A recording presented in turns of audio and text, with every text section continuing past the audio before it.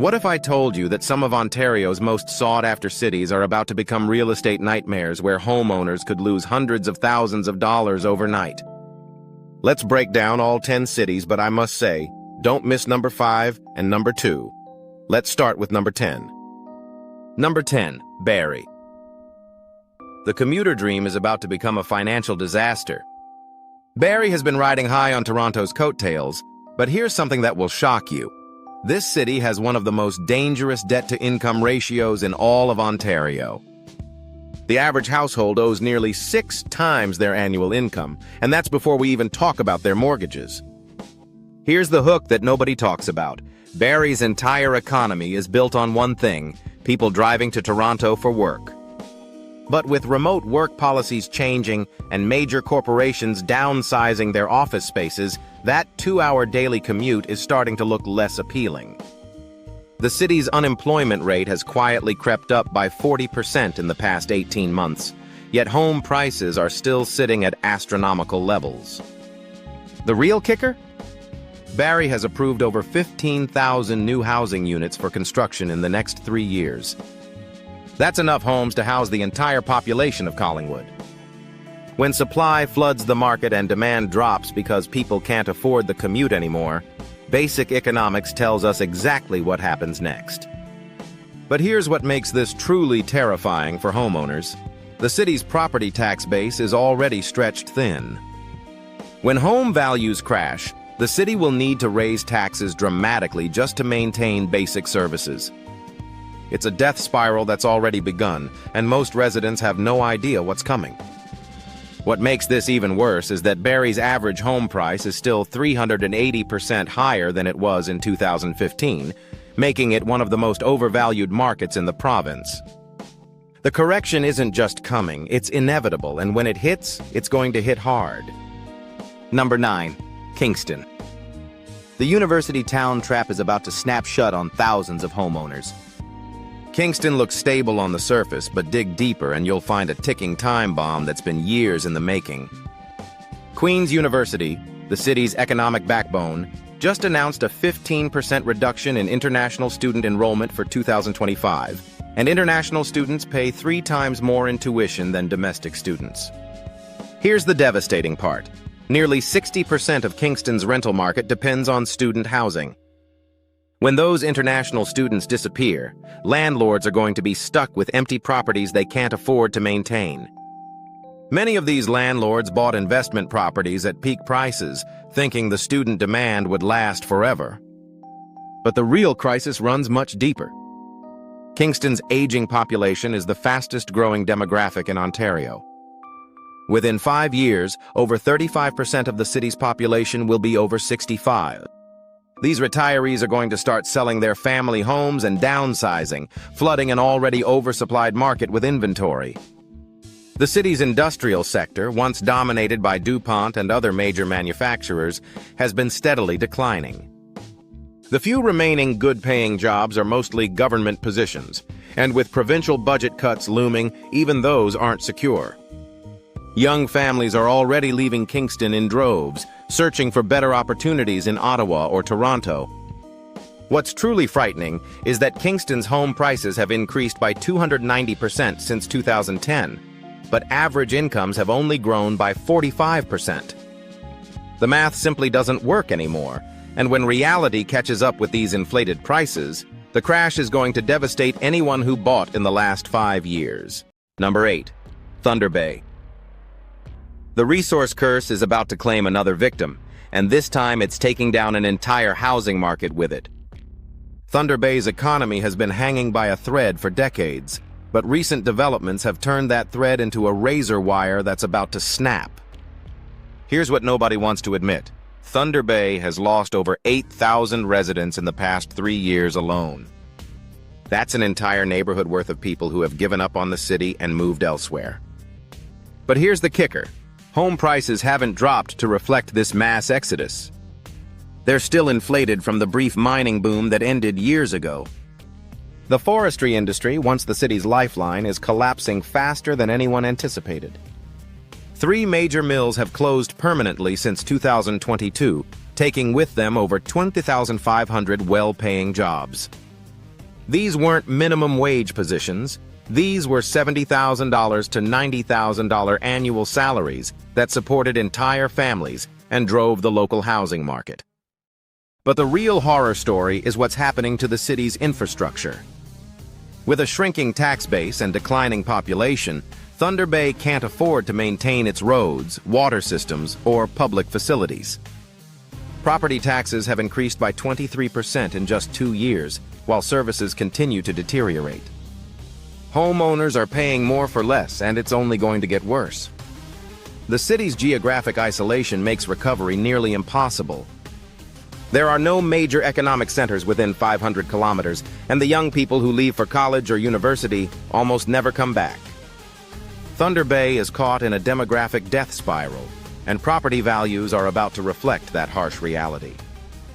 Number 7. Sudbury. The mining town mirage is finally fading, and homeowners are about to wake up to a nightmare they never saw coming. Sudbury has built its entire identity around mining, but what happens when the mines start closing and the workers disappear? We're about to find out, and it's not going to be pretty. Here's the terrifying truth that local real estate agents won't tell you. Sudbury's largest employer, Vail, has been quietly reducing its workforce by 15% annually for the past 3 years. These aren't temporary layoffs. These are permanent job cuts as the company automates operations and shifts production to cheaper locations overseas. The ripple effect is already devastating the local economy. When a miner loses a $95,000 annual job, they can't afford their mortgage payments anymore. But it's not just the miners. It's the restaurants they ate at, the car dealerships where they bought trucks, the retail stores where their families shopped. Every mining job that disappears takes 3 or 4 other jobs with it. Sudbury's housing market is living in the past, with prices still reflecting the boom years when mining companies were desperately competing for workers. But those days are over, and reality is starting to set in. The city has an oversupply of large, expensive homes that were built for high-earning mining families who no longer exist. The most frightening part is Sudbury's complete dependence on a single industry. Unlike cities with diversified economies, when mining goes down, everything goes down. There's no backup plan, no alternative industries waiting in the wings. The city has put all its eggs in one basket, and that basket is about to fall off the table. What makes this even worse is the environmental liability that's starting to surface. Decades of mining have left the region with contamination issues that are just now being fully understood. Property values are going to take an additional hit when buyers realize they might be purchasing homes on contaminated land. Number 6. Sault Ste. Marie. The Steel City's foundation is crumbling, and it's taking the entire housing market down with it. Sault Ste. Marie has been living on borrowed time for years, but the clock is finally running out, and homeowners are about to pay the ultimate price. Here's the shock that's coming. Algoma Steel, the city's economic heartbeat, is facing its most serious financial crisis in decades. The company has been hemorrhaging money due to international competition and rising energy costs. Industry insiders are whispering about potential bankruptcy or massive downsizing that could eliminate thousands of jobs overnight. But the real horror story is what's already happening to the city's population. Sault Ste. Marie has lost 12% of its residents in the past 5 years, making it one of the fastest shrinking cities in Canada. Young people graduate high school and immediately leave for opportunities in Toronto, Ottawa, or even the United States. They're not coming back. The city's infrastructure is literally falling apart. The municipal government has deferred over $200 million in necessary repairs to roads, water systems, and public buildings.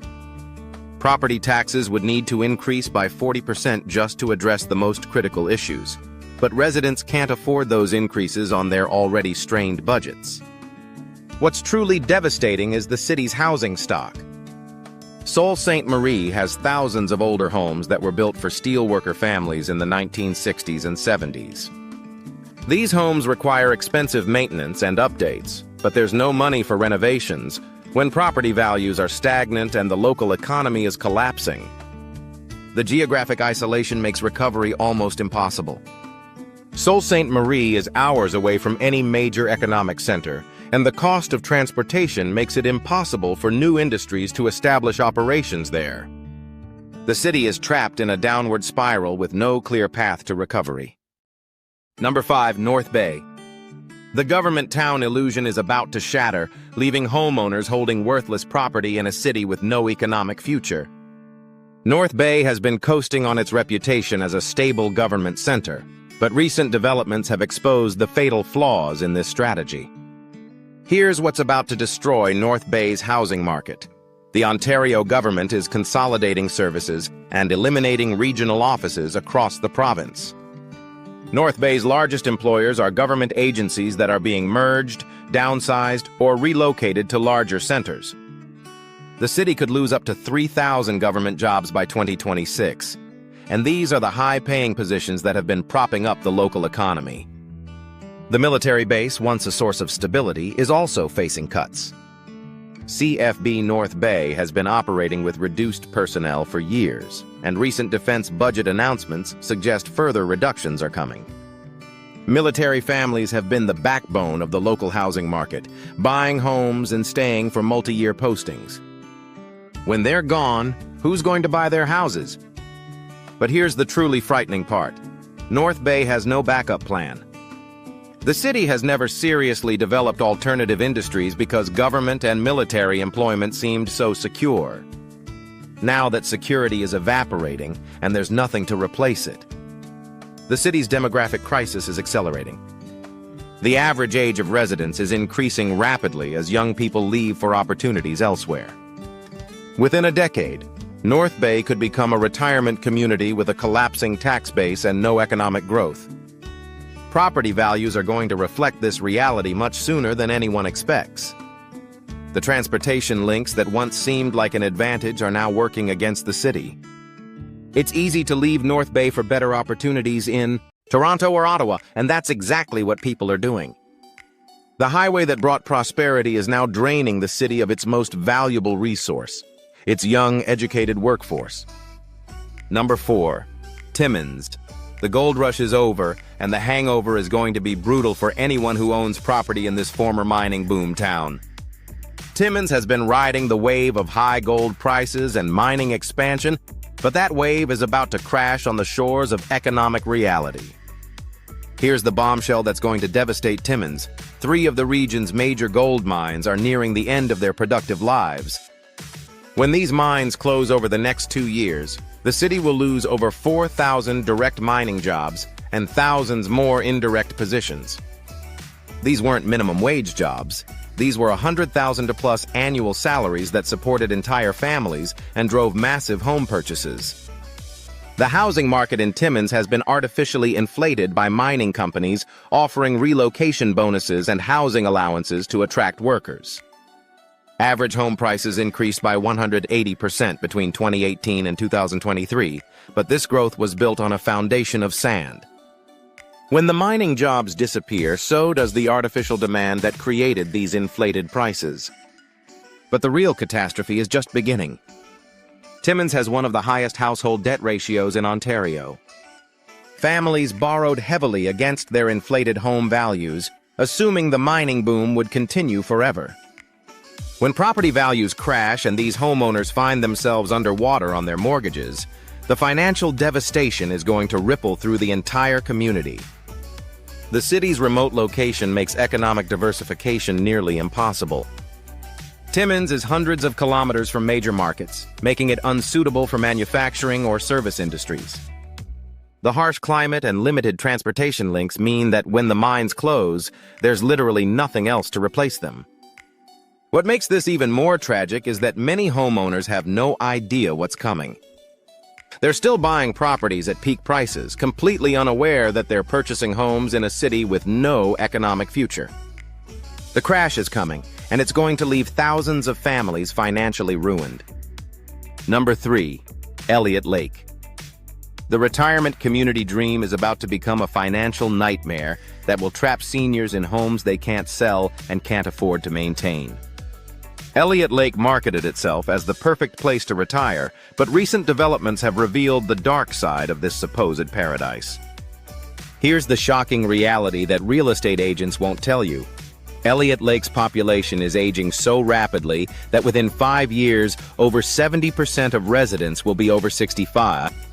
While this might seem stable, it creates a catastrophic problem. Who's going to buy homes when current residents need to sell? The city is becoming a massive retirement community with no young families to purchase properties from aging homeowners. The healthcare crisis is already devastating the community. The local hospital has reduced services multiple times due to staff shortages and budget cuts. Seniors who moved to Elliot Lake for affordable retirement are now facing medical emergencies with inadequate care, forcing them to relocate closer to major hospitals. But when they try to sell their homes, there are no buyers. Here's what makes this truly terrifying. The city's infrastructure was built for a much larger, younger population.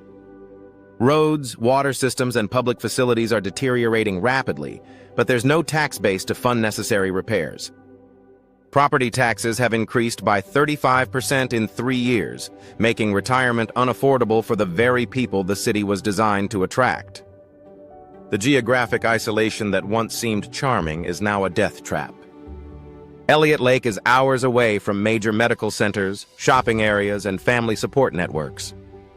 As residents age and require more care, they're forced to choose between staying in an isolated community with declining services or abandoning their homes entirely. The most devastating part is that many retirees invested their life savings in Elliot Lake properties, believing they would have stable value and easy resale potential. Instead, they're trapped in a declining community with homes that nobody wants to buy.